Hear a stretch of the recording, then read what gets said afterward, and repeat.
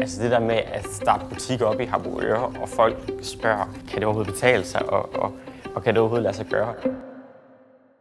Jeg hedder Laurits, og jeg er 20 år gammel. Jeg har jo altid, nærmest i hele mit liv, boet i Harboøre. Så har jeg nok et tidspunkt, hvor jeg boede i Aarhus, da jeg tog min blomsterbinderuddannelse på omkring et halvt år. I Aarhus, der kunne jeg jo gå rundt en hel dag, uden der var nogen, der vidste, hvem jeg var. Og det kan man jo bestemt ikke i Harboøre. Dengang, hvor jeg startede min virksomhed op, der overraskede det mig, hvor god Lemvig Kommune var inden for iværksætteri.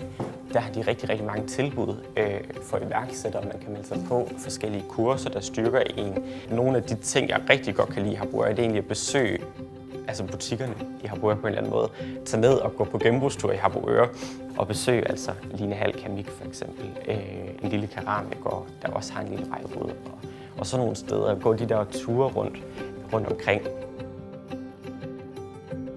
Når man går ud til vandet, så kan man jo både kigge på vandet, men du kan også kigge ud af Harboøre. Og så kan jeg godt tænke sådan, at det er sådan mit sted på en eller anden måde. Eller. Jeg tror faktisk lige her, synes jeg, det er ret godt.